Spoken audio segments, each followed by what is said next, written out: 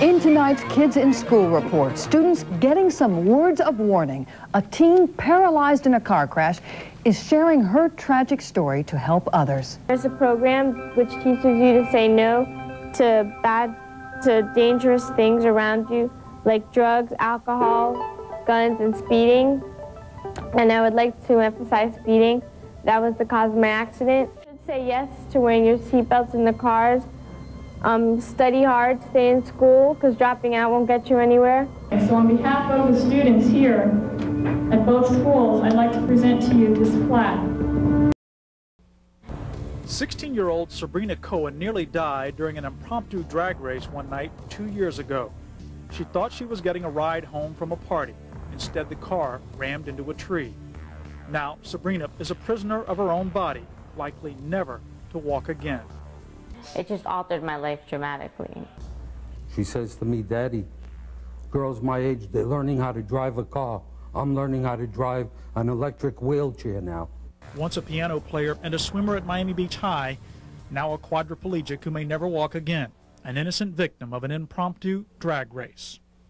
It's different for me than it was before, because I would be doing a lot of other things if I could walk right now. Scientists are hoping embryonic stem cells will one day provide that cure, giving freedom back to patients like Sabrina Cohen. Now is the time that we have to put compassion ahead of politics, cures in front of debates. Cohen was part of the Rally for Cures, an event to mark the 3-year anniversary of President Bush's decision to restrict federal funding on embryonic stem cell research to existing stem cell lines. The research is still in its infancy, but it has so much promise.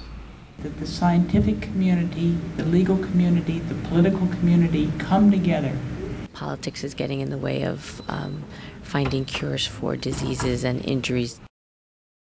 For 30 seconds, imagine yourself in my wheelchair and the doctor telling you that you'll never get out of it. Or imagine the doctor diagnosing you tomorrow with Alzheimer's disease. Embryonic stem cell has so much hope. Passing the bill like Peter Deutsch is doing just confirms that there is hope out there. I'm Peter Deutsch and I approve this message. A follower won't do what a leader can do, and every day the one thing that keeps me going is the hope that I will get out of this wheelchair, and hope is everything. The visit was politically charged and very personal. Michael J. Fox, who's been battling Parkinson's disease for more than a decade, says John Kerry could help millions of people by lifting President Bush's restrictions on stem cell research. George Bush let ideology, not science, guide his decision-making. The press conference held at the home of paralysis victim Sabrina Cohen was packed with politicos, mostly Democrats, supporting John Kerry's presidential campaign. The potential for finding cures for so many diseases out there is just amazing. And for anybody to put a restriction on this is unimaginable. 26-year-old Sabrina Cohen ended up in a wheelchair after a car accident left her paralyzed when she was just 14 years old. As you can imagine, I went from a completely independent, carefree, happy teenager to a totally confused child taking on Goliath. Fox likens the current situation to a car without gas. The president has given us a car and not given us any fuel to drive it, but is congratulating himself for having given us the car. So we sit there stuck. A situation many in this house hope will change in November. It could be the end of Parkinson's disease, paralysis, and arthritis. On this edition of Comcast Newsmakers, we'll talk to two people working on the policy and research end of stem cell research. As well, you're thinking that this type of research is going to one day actually lead to you walking again, right? Yes, absolutely. I was in a car accident at the age of 14. I became a quadriplegic, and as a result, I've been confined to a wheelchair for the past 12 years of my life.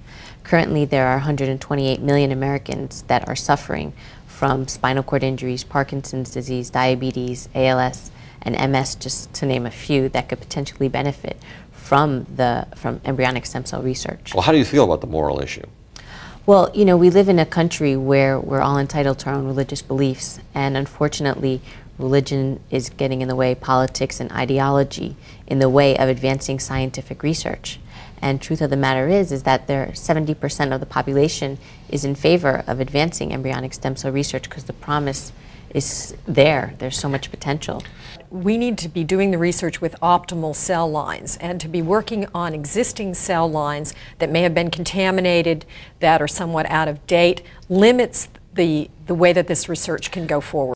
Thanks for watching.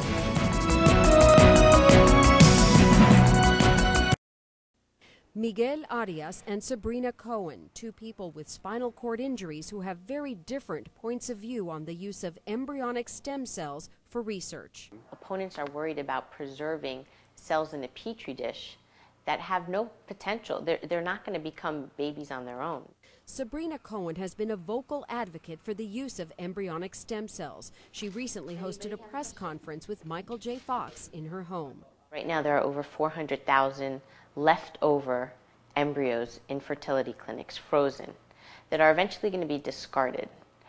And there's no use for them. But scientists are finding that they can use these leftover embryos to advance research.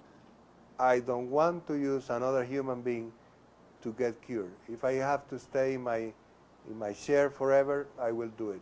Sabrina Cohen watches news footage of the drag racing accident that put her in a wheelchair 12 years ago. She says stem cell research gives her hope. I don't wake up every morning saying I'm going to walk in a year from now. I'm fighting for the potential of what if.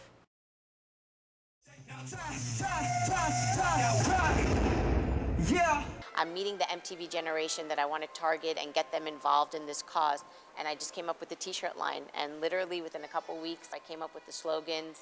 I had the shirts produced, and I just started a grassroots campaign.